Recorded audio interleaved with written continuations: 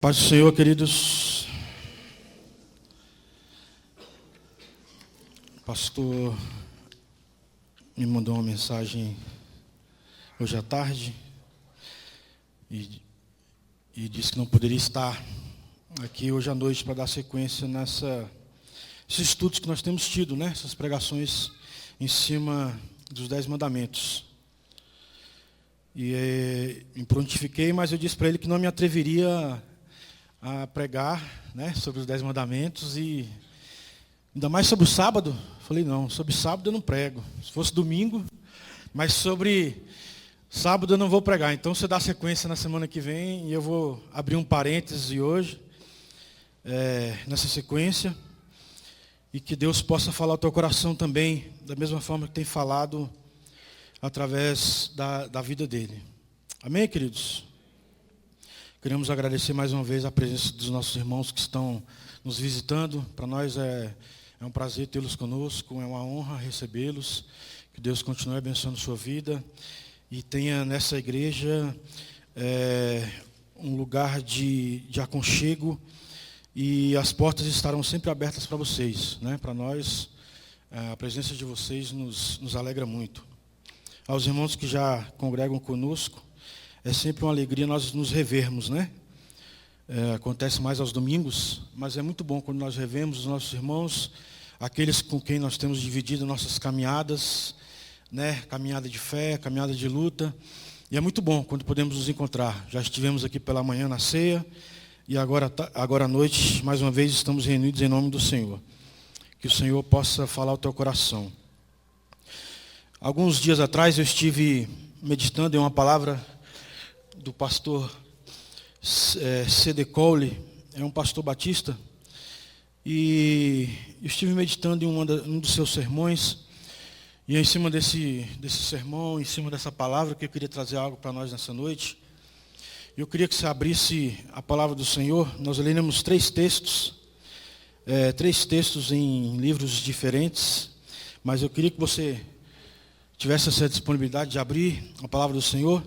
Primeiro texto, Jeremias, capítulo 17, versículo 9. Se os irmãos do PowerPoint, do link, tiverem esse texto aí. Jeremias 17, versículo 9 é o nosso primeiro texto. Segundo texto, Mateus, capítulo 15, versículo 19. E o nosso terceiro texto será Salmos 51, versículo 10.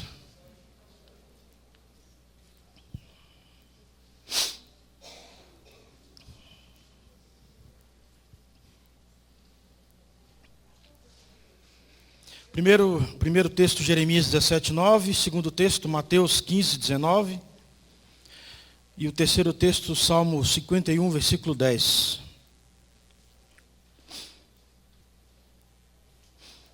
Diz assim a palavra do Senhor, Jeremias 17, 9. Enganoso é o coração, mais do que todas as coisas, e perverso. Quem o conhecerá? Enganoso é o coração, mais do que todas as coisas, e perverso. Quem o conhecerá?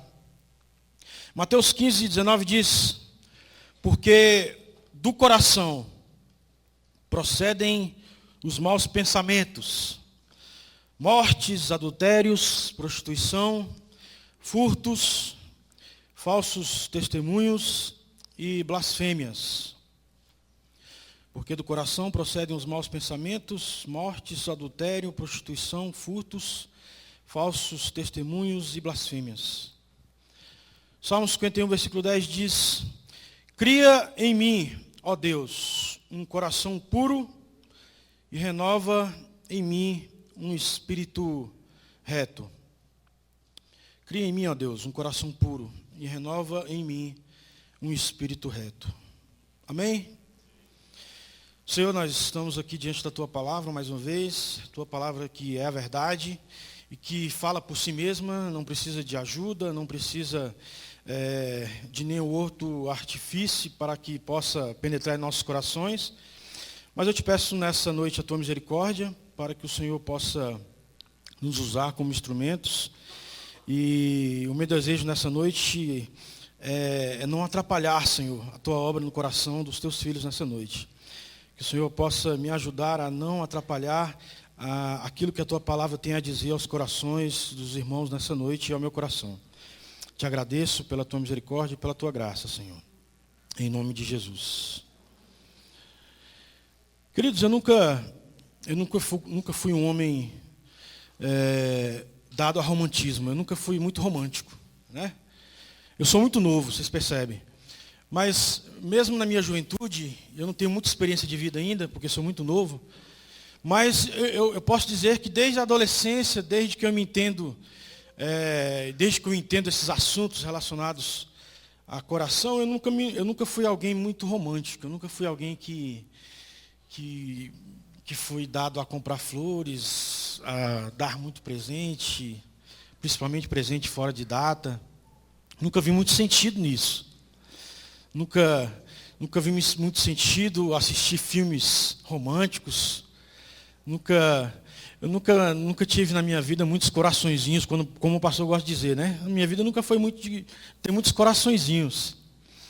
Nunca fui uma pessoa muito agradável nesse sentido. Mas graças a Deus o Senhor sempre teve misericórdia de mim. Sempre teve misericórdia de mim. Sempre encontrei pessoas que conseguiram conviver comigo, como tenho encontrado até hoje. Mesmo a falta de romantismo, mesmo a falta de uma vida um pouco mais colorida, de uma roupa mais colorida, como os irmãos percebem, de mais cores na minha vida, graças a Deus, o Senhor tem tido misericórdia e eu estou nos caminhos do Senhor, graças a Ele mesmo e a misericórdia dEle. Talvez alguém estereotipado pelo mundo como alguém seco, como alguém muito racional, como alguém que precisa de um pouco mais de alegria na vida, como alguém que depende de algumas coisas ou não teve algumas coisas, por isso que se tornou assim uma pessoa que tem esse semblante meio de homem mau, meio de pessoa não muito agradecida pela vida, mas ao contrário disso, eu sempre tive um coração grato a Deus. Eu sempre tive um coração temente ao Senhor.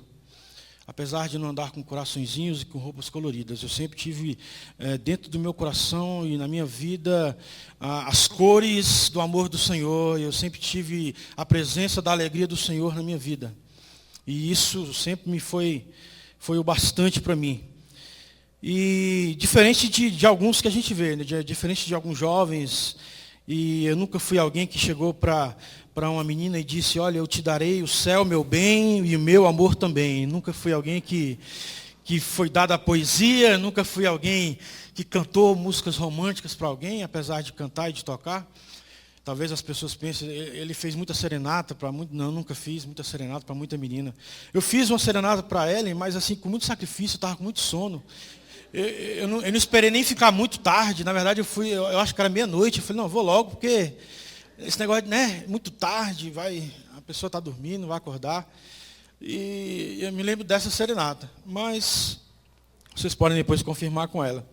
E hoje a gente vê algumas pessoas, né, vivendo nesse mundo de fantasias, alguns casais, algumas meninas, adolescentes, alguns jovens bem iludidos com essa questão do romantismo, pessoas prometendo o céu, pessoas prometendo a vida e pessoas prometendo o coração. Eu te darei meu coração é teu. Meu coração é teu. Eu nunca entendi muito bem essa frase, dizer para alguém que o meu coração é teu.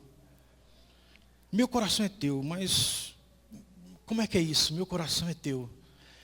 Coração, quando a gente faz uma menção a ele, a gente faz menção à vida, é a mesma coisa de dizer, a minha vida é tua. E eu nunca achei que esse amor e essa ligação entre o homem e a mulher chegasse ou atingisse esse ponto mais alto, onde eu confiaria ou eu entregaria a minha vida na mão de alguém.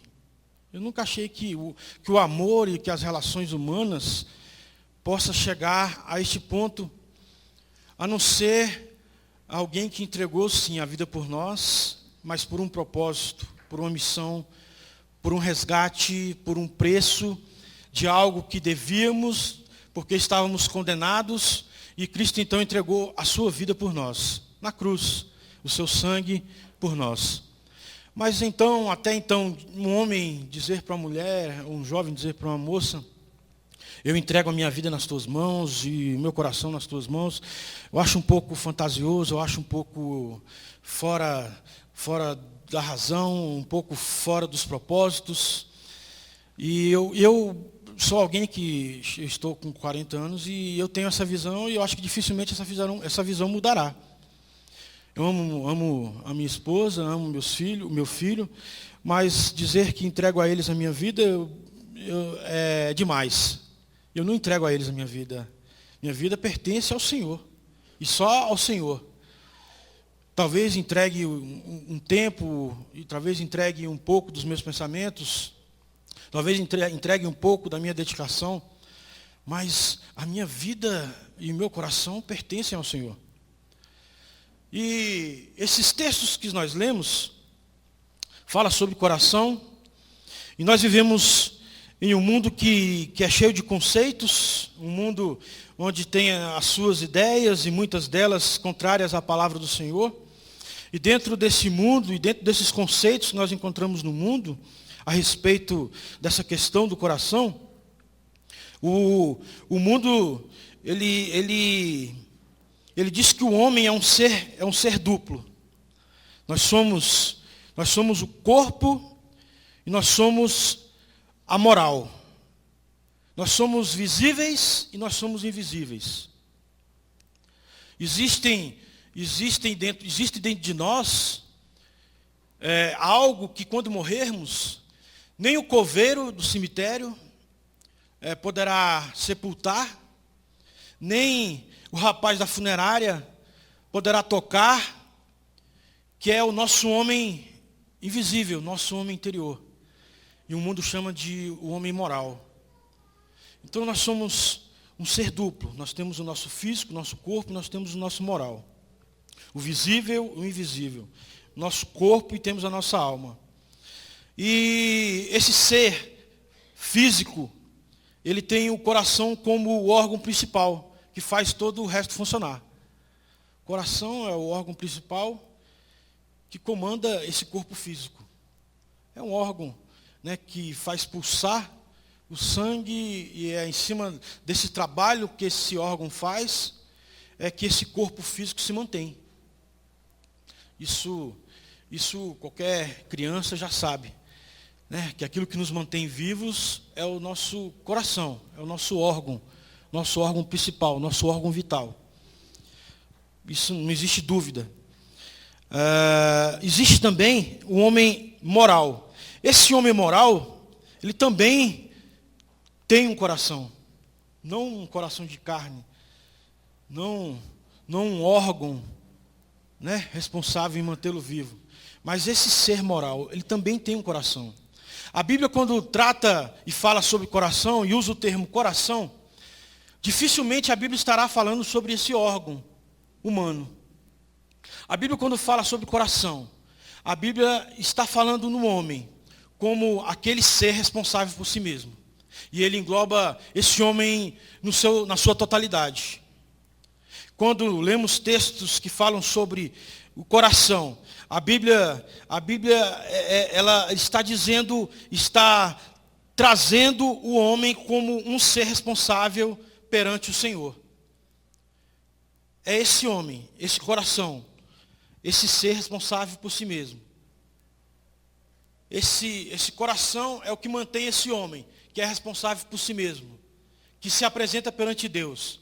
Não um coração de carne, não um órgão, mas algo que faz com que esse homem, que é responsável diante de Deus, é responsável pela vida desse homem, pela forma que esse homem pensa, pela forma que esse homem conduz a sua vida. É esse coração que a Bíblia trabalha. A psicologia, ela diz que que as faculdades da alma, ela classifica como mente, como coração e como vontade. Então, segundo a psicologia, a mente é a base do entendimento, o coração é a base da afeição, e a vontade e a vontade é a base da escolha e da decisão. A psicologia faz essa divisão, né? Faz essa divisão do homem, das faculdades mentais do homem, das faculdades da alma do homem. O homem tem mente, o homem tem o coração e o homem tem a vontade, onde a mente é que conduz o homem ao entendimento das coisas, o coração trabalha essa questão das afeições, e a vontade trabalha a decisão do homem. Mas a Bíblia, quando trabalha o termo coração, e a Bíblia chama coração, ela trabalha um coração que é responsável por tudo isso, sem divisão. Quando a Bíblia fala sobre coração, a Bíblia está falando sobre mente, sobre coração e sobre vontade. E este coração é responsável por tudo isso. Por tudo isso. A Bíblia trabalha o coração do homem como o centro, o sinônimo da natureza humana. Então a Bíblia trabalha o homem na totalidade. Então não existe essa separação quando a Bíblia trabalha coração. Então a mente, o entendimento, a afeição e a vontade, a escolha, são todos responsáveis, né, por este coração que a Bíblia trabalha. E é muito bom a gente entender dessa forma, a gente precisa entender dessa forma. Quando a Bíblia falar sobre o coração, como os textos que nós lemos, enganoso é o coração, a Bíblia está falando disso, desse entendimento, dessa escolha e dessas afeições. Tudo englobado nesse mesmo termo, coração. E é baseado nesses princípios que a Bíblia nos traz a respeito de coração, que eu gostaria de trabalhar algumas verdades sobre esses textos que lemos. A primeira verdade que nós precisamos entender sobre esses princípios é que o pecado, ele habita no coração do homem. Você pode dizer assim, o pecado habita no coração do homem. O pecado habita no coração do homem. O diabo, através do pecado, ele fez morada no coração do homem. Morada permanente. Existe no coração do homem algo que vive, algo que motiva, algo que impulsiona. Esse algo é chamado pecado. Algo chamado pecado. O homem no jardim abriu as portas para que esse morador pudesse entrar. E esse morador entrou e começou a fazer parte então da natureza humana, da vida do homem. E desde então o pecado mora no coração do homem. O pecado fez morada no coração do homem. Terrível, né? O Senhor fez o homem à sua imagem, à sua semelhança, deu ao homem a liberdade de viver no jardim, mas o homem resolveu abrir as portas e chamar um morador para fazer parte dessa vida que o Senhor o deu. E aí entra nesse cenário o pecado. Então é importante nós termos essa consciência de que o pecado, ele habita no coração do homem. O coração do homem é o armazém, tanto das qualidades como das imperfeições morais. Os judeus, eles achavam que o que contaminava o homem era algo externo, era algo exterior, era algo que estava fora do homem e contaminava o homem a partir do momento que o homem comia ou tocava em algo impuro. Eles lavavam as mãos, eles não comiam certos alimentos porque eles achavam que aquilo que contaminava o homem era algo que entrava pela boca do homem. Era algo exterior, era algo que era tocado, que não deveria ser tocado, era algo que era comido e não deveria ser comido. E então essa impureza entrava no homem. Esse era o pensamento do homem judeu. Até que um dia Jesus, no capítulo 15, versículo 19, deixa bem claro e desmonta essa visão que os judeus tinham a respeito do pecado, a respeito daquilo que contamina o homem. E o Senhor, Ele traz essa palavra bem explícita e bem clara, dizendo, porque é do coração que procedem os maus pensamentos. É do coração que procede a morte, os adultérios, a prostituição, os furtos, os falsos testemunhos, as blasfêmias. É do coração. O pecado não é algo importado. O pecado não é algo que você traz de fora. O pecado, ele está aí dentro. Ele mora no coração do homem. Jesus, ele diz, é do coração. É do coração que vem todas essas maledicências. É do coração do homem. É do coração do homem que está os maus pensamentos, o pecado, a prostituição, a mentira, tudo está lá dentro. Não é porque o homem come algo, não é porque o homem deixou de lavar a mão ao tocar em algo, que esse homem então passa a ser contaminado. Jesus deixa claro que o que contamina o homem é aquilo que já está dentro dele. Isso é algo forte, meus queridos. Isso é algo que tem que mexer conosco. E eu tenho certeza que é algo que deixou os judeus bem confusos. Talvez nós possamos dizer nessa noite que não pensamos como judeus. Mas a nossa forma de viver, muitas vezes, ela é bem parecida com essa visão que os judeus tinham. De que o que me contamina é algo que está fora de mim. Estávamos esses dias no encontro de casais, tem sido uma bênção, convido aos casais que não têm participado a estarem conosco. E alguém levantou uma questão sobre infidelidade e ficou bem claro para nós, através da palavra do pastor. Um homem, ele não peca porque uma mulher saiu seminua na rua. O homem não peca porque a mulher está mal vestida. O homem peca porque é no coração do homem que existe o mal. Não é porque ele viu alguém que ele vai pecar. Na verdade, o coração já mora lá, o pecado mora lá dentro. Na verdade, ele deu lugar àquilo que mora dentro dele em olhar demais e cobiçar aquilo que não é para ser dele. A cobiça, o desejo, está lá dentro, não é algo externo. As pessoas gostam de colocar a culpa dos seus pecados, as pessoas gostam de indicar culpados para os maus passos que dão na vida, como se o pecado, o que contaminasse, o que tornasse impuro, fosse as coisas externas à vida dele. Eu pequei, mas porque não era para aquilo estar ali. Eu pequei, mas não era para essa mulher estar vestindo esta roupa. Eu pequei, mas não era para ter deixado esse dinheiro em cima da mesa. Porque isso para mim foi uma tentação. Se deixa o dinheiro na mesa é para alguém pegar. Eu hoje fui ao Anchieta levar o Isaac e eu deixei o carro no estacionamento particular. E na hora de sair, o rapaz disse, olha, deu R$7. E eu dei R$10 para ele e ele me devolveu R$6. E aí, quando a gente já estava saindo, ele deu dinheiro para ela, eu falei, quanto ele falou que deu? Ele falou que deu 7, ele está te devolvendo 6. Ela olhou e falou, é mesmo. Eu falei, não, volte. E a gente voltou e falou, rapaz, quanto deu? Ele deu 7. Eu te dei 10, você me devolveu 6. Ele, eu te dei uma nota de 5 pensando que eu era de 2. Aí tinha uma pessoa com a gente atrás, e ela disse, é o certo a fazer. Mas se ele deu porque quis. Ele tem que prestar mais atenção. Eu não voltava para devolver. Ele tem que prestar mais atenção no que ele está fazendo. E eu pensei, nós sabemos o que é o certo. Nós sabemos o que é o certo. Nós sabemos como devemos proceder. Mas nós justificamos o nosso erro em cima do erro de alguém. E nós dizemos, não, se eu fiquei com dinheiro, foi porque, na verdade, quem está errado era ele. Ele que tem que prestar atenção na hora de dar o troco.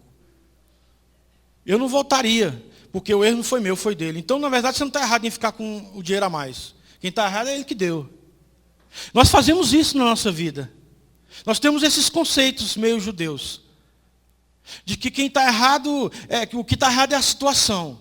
O que está errado é o momento que eu estou vivendo. Não sou eu que estou errado.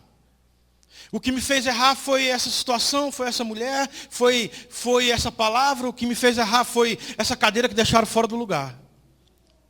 Nós gostamos de nos justificar. Gostamos de dizer que nós não somos os culpados, porque existe algo exterior que provocou isso para que eu tivesse essa ação. Esse é um pensamento meio judeu. É um pensamento de alguém que não quer assumir as próprias responsabilidades, né? É o pensamento de alguém que não compreende a palavra de Deus. Alguém que não se conhece, alguém que não entendeu ainda que não presta. De que se existe algo dentro de nós, esse algo é a presença de Deus, capaz de nos transformar e de nos tornar pessoas aceitáveis diante de Deus. Mas nós por nós mesmos, você por você mesmo, você é alguém que é um pecador, você é um fracasso. Você é alguém descendente de alguém que cometeu erros. E a humanidade foi condenada por causa desses erros. Alguém que carrega em si as marcas daquele erro cometido. Está enraizado em nós. Nós não gostamos de admitir. Porque aos nossos olhos nós somos pessoas boas. Eu sou uma pessoa boa.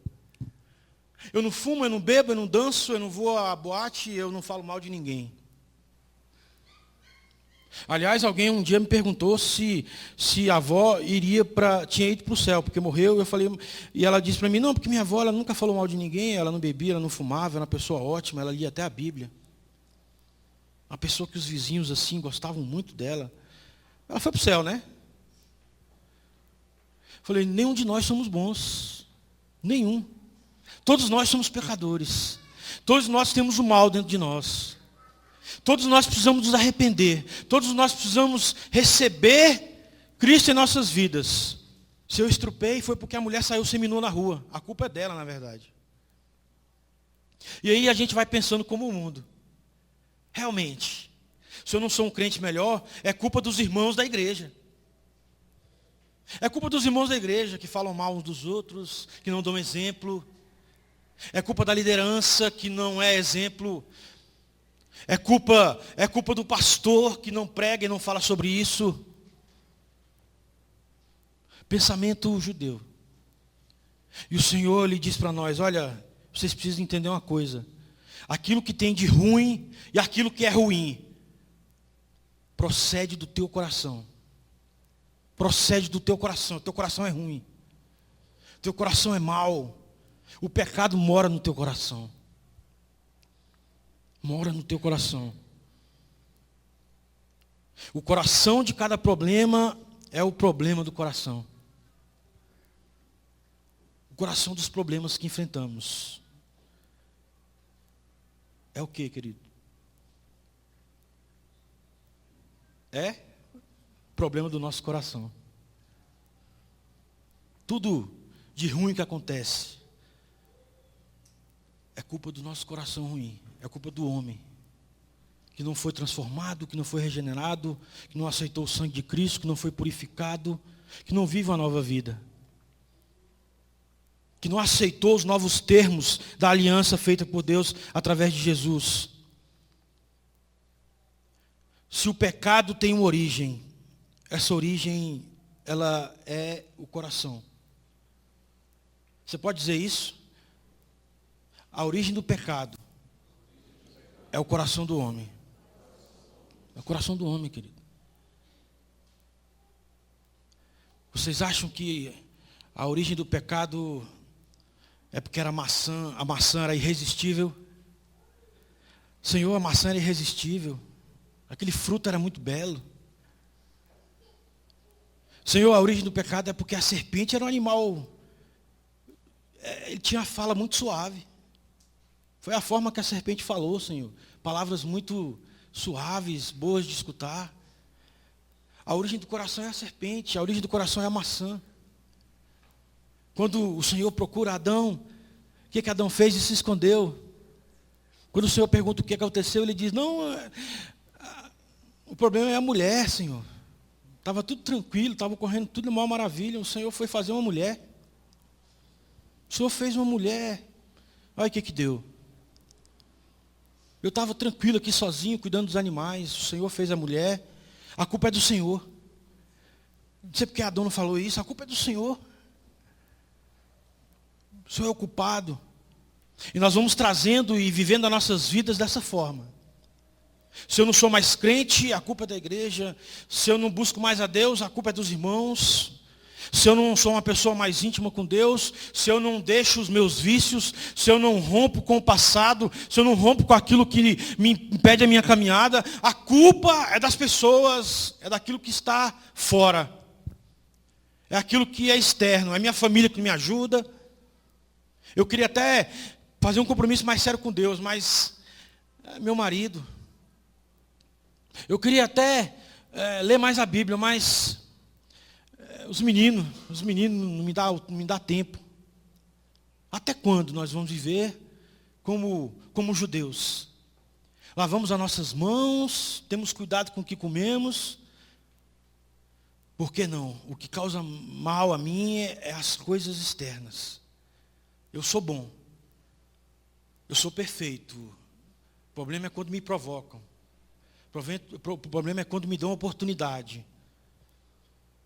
E aí nós temos conceitos como o do mundo que diz que quem faz o ladrão é o quê? A ocasião. É a ocasião que faz o ladrão? Não. O ladrão, ele é ladrão na essência.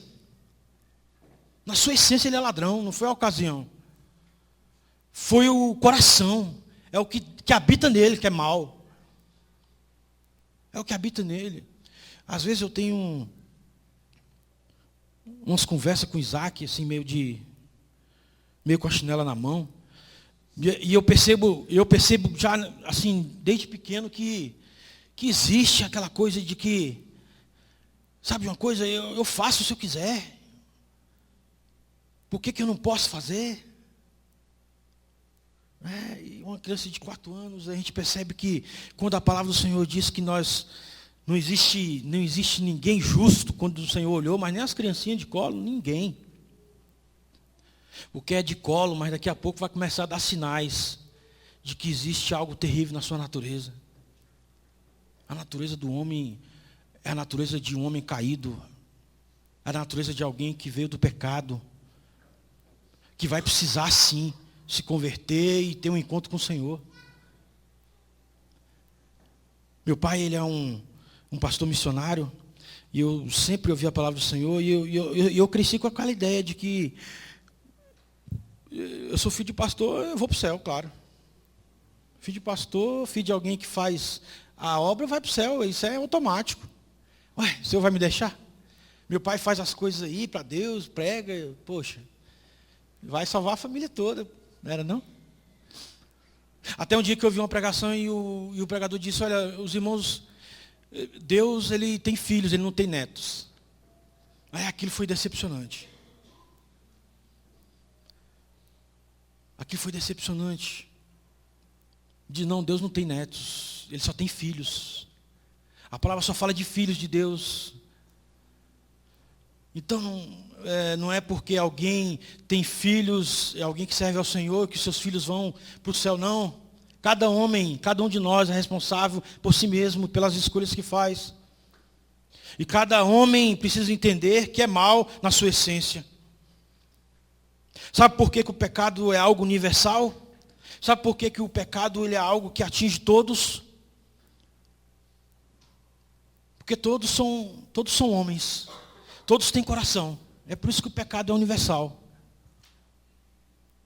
É por isso que o pecado atinge todos. É África, Japão, qualquer país que o pecado atinge toda a raça humana. Porque todos que têm coração, e esse coração, esse raciocínio, essa capacidade de entendimento, essa capacidade de escolher, essa capacidade de ter afeição, todos temos, todo ser humano. E enquanto temos isso, nós somos responsáveis por nós mesmos perante o Senhor. Falamos sobre isso ontem para os candidatos ao batismo. Não batizamos crianças porque a criança ainda não tem a capacidade de entender o que está fazendo. A criança ainda não tem a capacidade de entender que é pecadora e que precisa do batismo precisa se arrepender dos seus pecados, precisa de entender o batismo como morrer para o mundo e morrer para as coisas do mundo e viver para Cristo. Uma criança não tem essa consciência ainda. Mas essa consciência às vezes não vem só com o batismo, não é só ir até lá nas águas, mergulhar e levantar e agora pronto, eu sou uma nova criatura, não. É algo constante, é algo que precisa ser levado para a vida toda, é algo que nós precisamos estar sempre lembrando, olha, eu sou mau, eu sou uma pessoa ruim. Porque quando nós começamos a pensar de forma diferente, começamos a olhar no espelho e admirar demais a pessoa que temos nos tornado, e aí começamos a dizer, olha, eu sou uma pessoa de Deus realmente. Eu sou uma pessoa que realmente, as pessoas dizem que quando eu converso com elas, elas sentem paz. Olha, porque eu estou assim, muito bem com Deus. E quando a gente começa a ter uma crítica muito boa a respeito de nós mesmos, nós estamos começando a ter problemas. Paulo, ele dizia, olha, eu sou mau. Eu sou mau. O bem que eu quero fazer eu não faço não. Mas o mal que eu não quero fazer, esse eu faço. Mas ele diz, olha, mas graças a Deus, eu tenho morrido para mim mesmo. E todos os dias eu quero morrer, para que viva em mim somente Cristo. Que eu morra, que Ele cresça. Que eu diminua, que Ele apareça. Mas nós esquecemos muitas vezes disso. Nosso coração é mau. O pecado está na mansão, o pecado está no barraco do pobre. O pecado está no lar, o pecado está na rua, o pecado está nos escritórios, está nas fazendas, está nos campos, está nas lojas. O pecado está no beco, está nas avenidas. Onde é que exista um coração humano, ali estará o pecado. Ali estará o pecado. Onde existe gente, existe pecado. Porque faz parte da essência. Ninguém escapa do poder do mal, do poder maldito do pecado. O pecado destrói tudo, só não destrói a Deus e a sua vontade. E aí nós fazemos parte da vontade do Senhor. Aí sim, queridos. Se existe transformação, se existe escape, este escape está em Deus através de Cristo.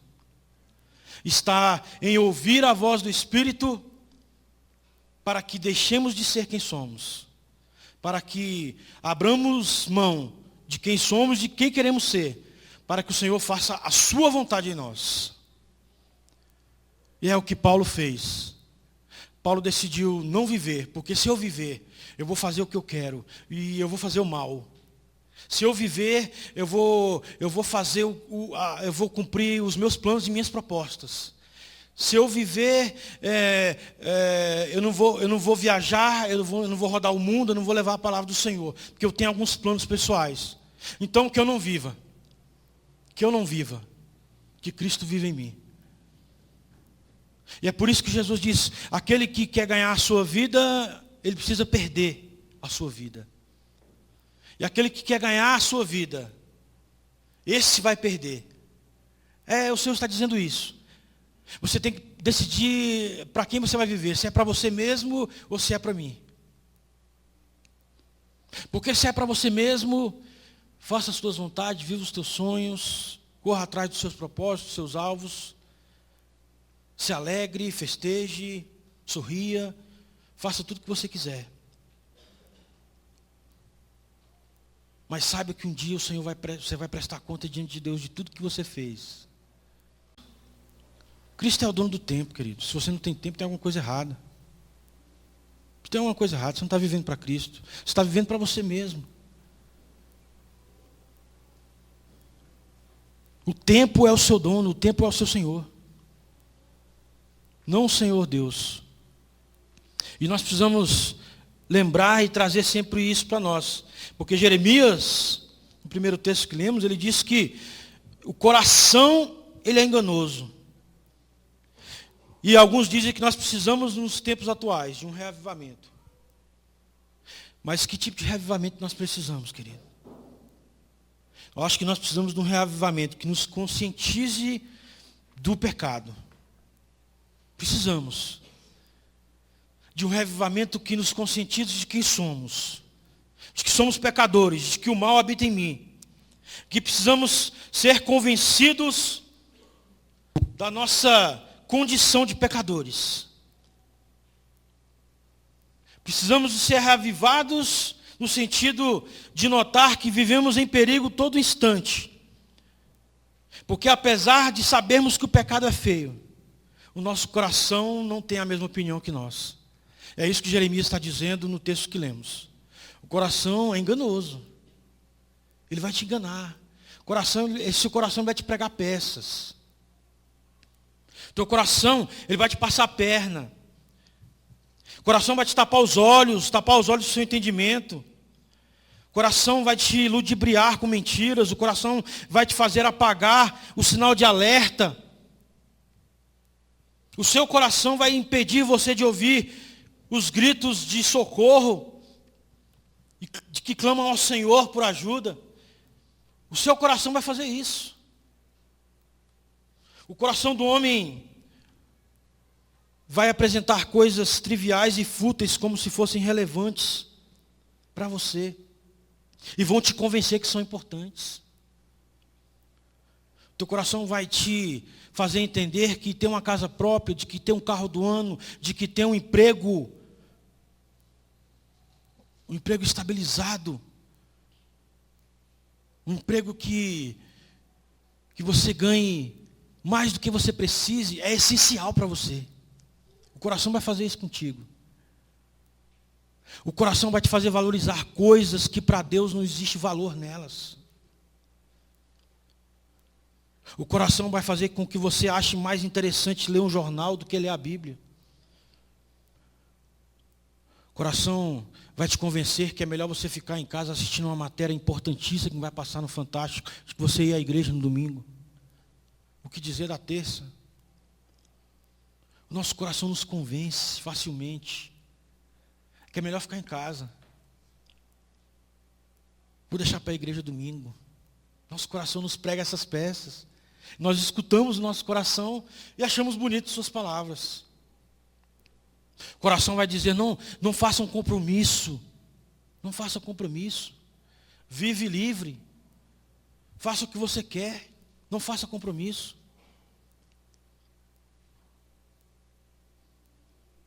O coração vai dizer, não case. Vive no pecado. Para que casar? O coração vai convencer e tem convencido. Os dados de uma pesquisa dizem que 70% dos jovens cristãos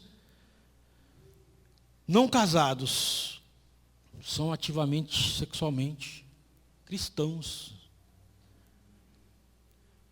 Porque o coração já tem convencido de que não, Deus não liga para isso. Deus ele quer o seu coração.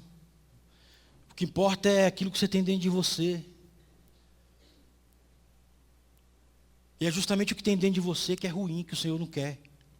É justamente o que habita em você que precisa ser tirado, para que o Senhor possa entrar e fazer morada. Enquanto a nossa casa estiver ocupada, não existe lugar para o Senhor. A palavra do Senhor diz, eis que estou à porta e bato. Estou batendo. Mas como vamos abrir a porta se a casa está cheia? Se não cabe mais ninguém? O coração nos convence que nós temos o que precisamos, de que eu não preciso de igreja. Quantos desigrejados nós temos hoje, achando que não, eu não preciso de uma igreja para servir a Deus, porque eu sou a igreja. Mentira, você não é igreja. A Bíblia nunca disse que você é igreja. A Bíblia te chama de templo.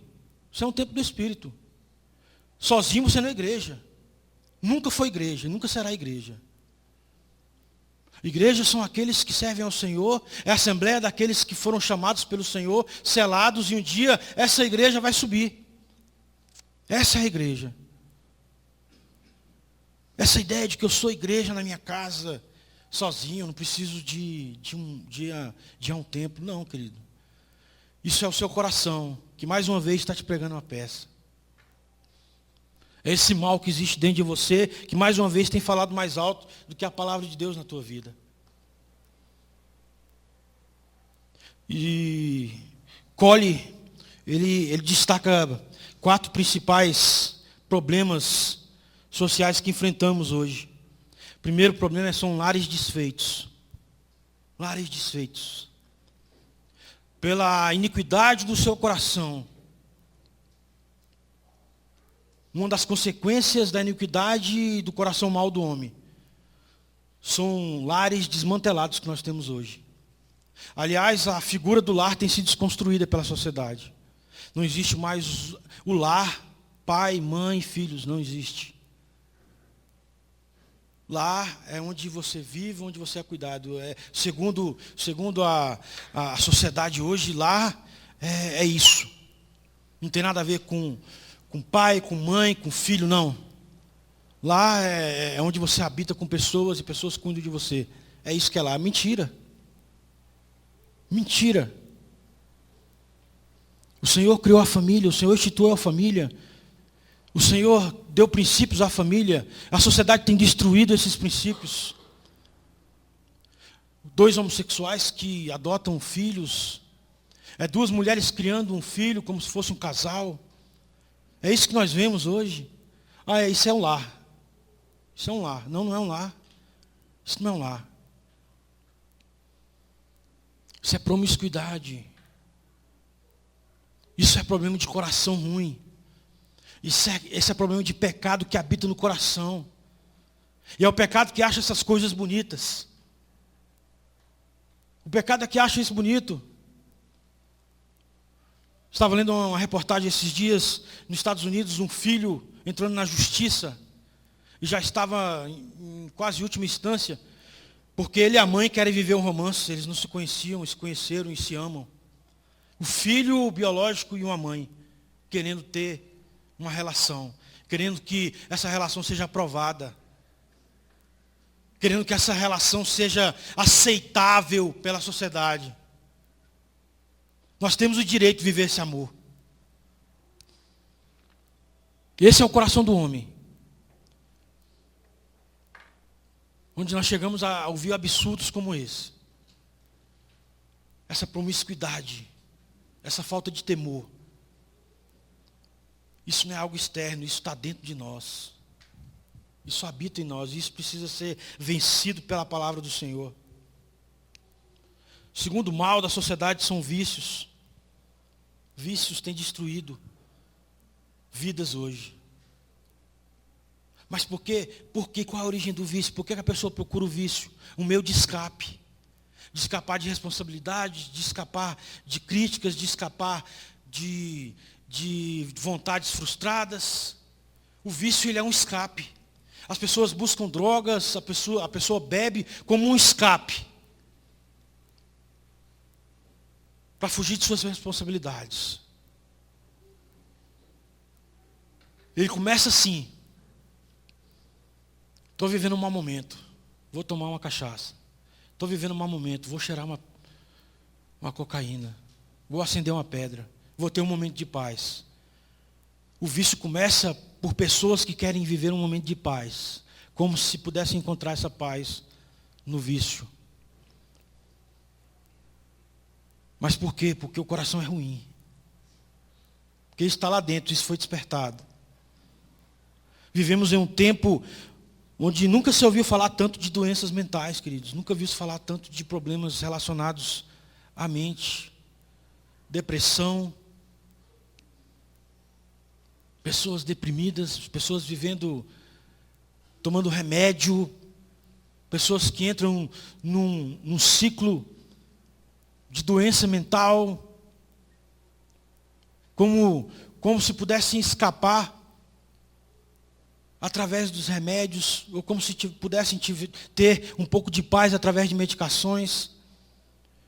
As medicações vão trazer até um equilíbrio, talvez, fisiológico, mas pessoas que precisam de Cristo. As pessoas preferem buscar recursos que para elas é melhor do que a verdade. do que se entregar a Cristo, do que se ver como uma pessoa que precisa realmente de Deus. Tudo isso são problemas que se originam no coração. E por que não falar da crise? Esses dias eu dando aula aos jovens e perguntei qual é o problema da crise que enfrentamos hoje econômica. É o homem, é o coração do homem. Que quer mais do que precisa.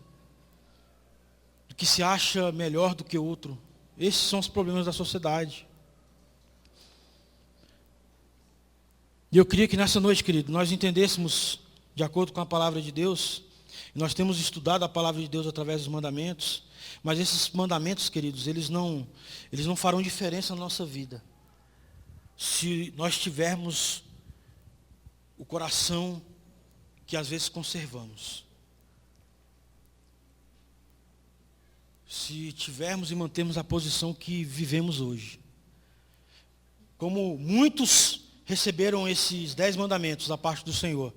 Homens que viveram na época de Moisés e que perderam as suas vidas e que foram entregues ao inferno porque não foram transformados. A culpa foi dos mandamentos? Não, queridos. A culpa foi do coração do homem que não se dobrou. E assim como não se dobrou naquela época, não vai se dobrar hoje. Não vai se dobrar hoje. Se o Senhor não passar a reger a nossa vida. Mas eu sou cristão, não quer dizer nada. Não quer dizer nada. Ser cristão não quer dizer que o Senhor rege a tua vida. Ser cristão é ser parecido com Cristo. E até onde nós temos nos parecido com Cristo. E eu queria que você fechasse os teus olhos em cima dessa palavra. Se precisamos de um avivamento, precisamos de um avivamento que traga temor a Deus. Temor a Deus. Coisa que nós temos visto pouco hoje, até dentro da igreja. Nínive era uma cidade má. Uma cidade terrível, de práticas terríveis, de homens e mulheres terríveis. Tanto que Jonas não achou paz em seu coração para pregar em Nínive. Segundo alguns estudiosos, foi em Nínive que os pais de Jonas foram mortos. Por isso ele não queria ir lá. Mas o Senhor tinha um plano para aquela cidade. Uma cidade de coração e de gente ruim. Mas o Senhor diz, eu quero que você vá lá, porque eu vou entregar a eles a minha palavra. E a minha palavra tem o poder de transformar corações ruins, corações onde habita o pecado. A minha palavra vai entrar e vai arrancar e vai mudar. E aí nós podemos orar como o salmista. Cria em mim, ó Deus, um coração puro. Davi sabia que o Senhor podia criar nele um coração puro. E a palavra do Senhor chegou até Nínive e aquela cidade foi salva. E aqueles habitantes desceram de seus cavalos, os cavalos de orgulho, os cavalos da sua alta imagem.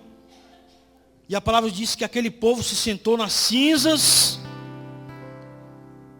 trocaram as suas roupas finas por panos de saco e creram no Deus de Jonas.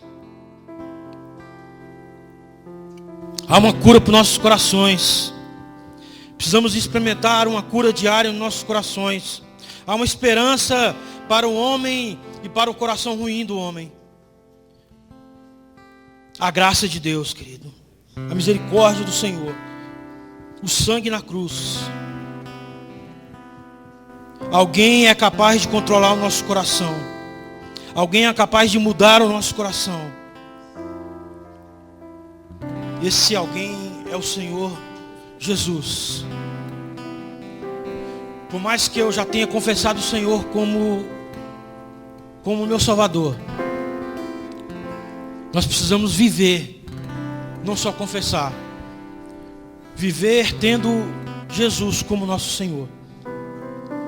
Não mais eu, não mais minhas vontades, não a minha possibilidade de perdoar ou não perdoar alguém que me fez mal, não as minhas possibilidades de visitar ou não visitar alguém que eu não goste muito, não as minhas possibilidades de frequentar ou não frequentar uma igreja, não as minhas possibilidades de amar ou deixar de amar, mas fazer porque é ordem.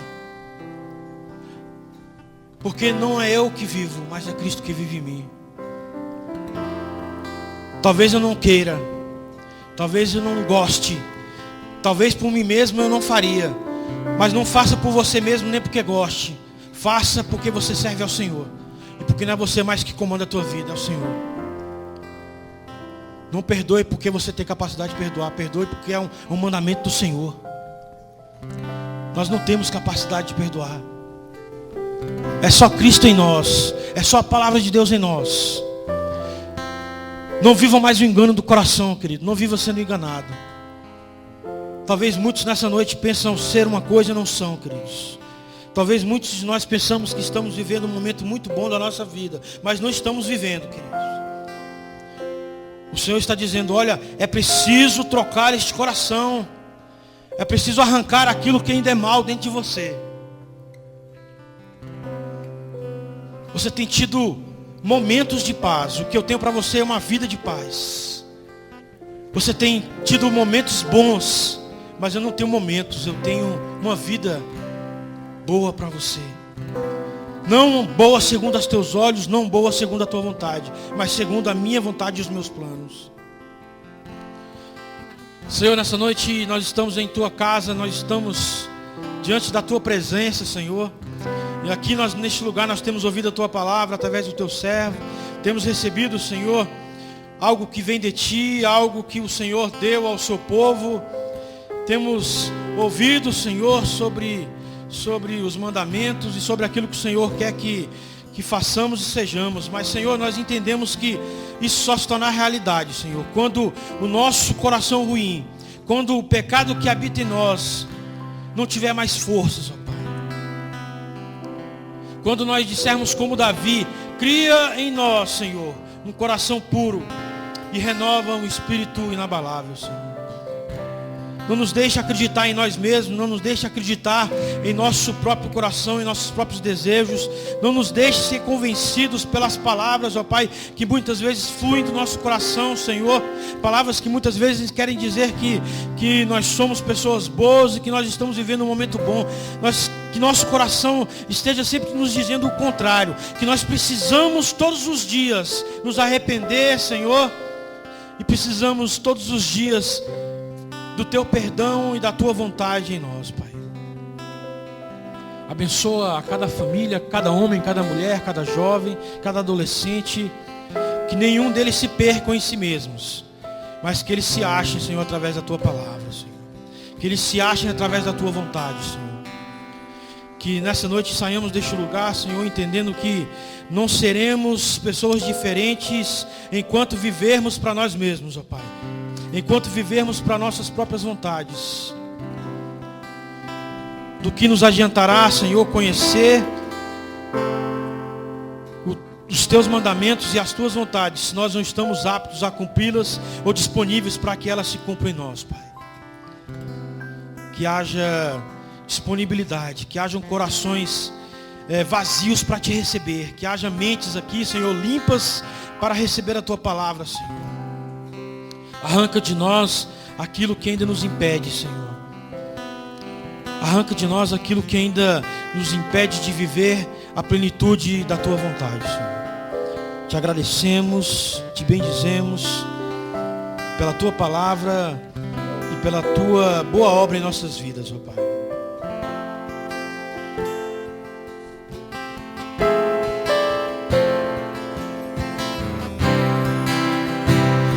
Queria que você